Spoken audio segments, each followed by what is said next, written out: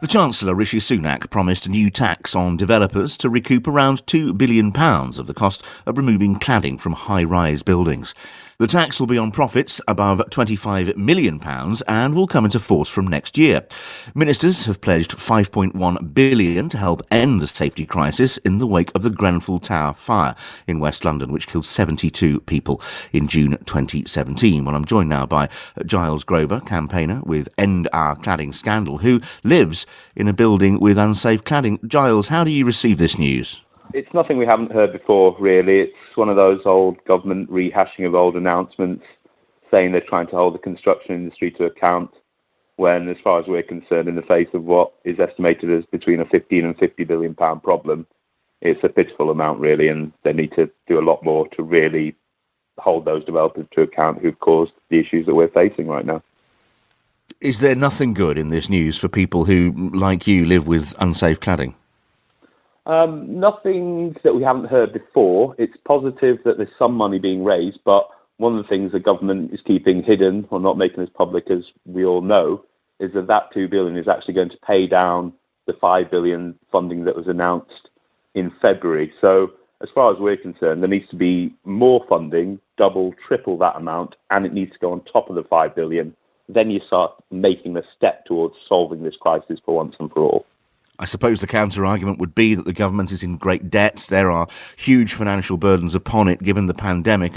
And maybe, although this obviously is essential, it isn't quite up there at the sort of financial level that you might expect. I mean, would you understand that argument? I can understand the argument, and I know that the way government operates are now in this way of saying it's leaseholders versus taxpayers almost, which is kind of a frustrating way they're tackling this whole crisis. I understand that is a lot of money. We appreciate that. It has taken us 2 years to even get this far.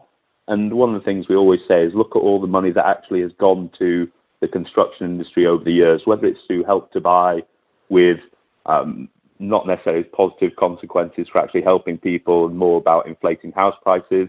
The Exchequer loses billions of pounds to the zero rating of construction on VAT, the new buildings, the Chancellor's stamp duty, land tax relief is going to cost about £7 billion. So the problem is that the government has spent 2 years after the tragedy at Grenfell saying building owners and developers should do the right thing.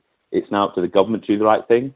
And what we also say is that there are many solutions around there in terms of actually getting the money back from industry, of actually holding those developers to account. But one thing is, for 30 to 40 years, the regulations have been weak. They've been inadequate. There was a fire in 2009. It was quite clear after that the whole regulations need to be completely reviewed because they were so weak and gameable and allowed a lot of bad practice. It's a state and industry failure. It's a complete abdication of responsibility that the innocent homeowner who's just trying to take that step on the property ladder is going to be forced to pay to fix this crisis. Billions of pounds. Some people with costs running into hundreds of thousands of pounds. It's just a disgrace. Giles, what's been your personal experience of the cladding crisis in your own context? So my experience, we were first told that we might have ACM cladding, which is the same cladding as was on Grenfell Tower. That was in July 2017. We've actually still got that cladding on our building. Scaffolding's gone up, work's now starting. However, we've been told it's going to cost a total of around £40,000 per individual to make their flat, their home safe. The government's so far only allocating us half of that, so we've still got to find another £20,000. That's one side of it in terms of the financial aspect. One thing that often gets forgotten about is the mental health aspect. We are literally trapped. We're in our flats. During the pandemic, it was just so much worse, where you can't leave your flat, you don't feel safe inside, you don't feel safe outside. So until the government gets a grip of this crisis, until they actually say, right, for all buildings, we need a proper, long-lasting solution, they're still focused on media management. We need Michael Gove to step in and say, right, let's just look afresh, start again, and actually help the people who are the innocent parties in this crisis. And have you had any indication of when your cladding is going to be fixed?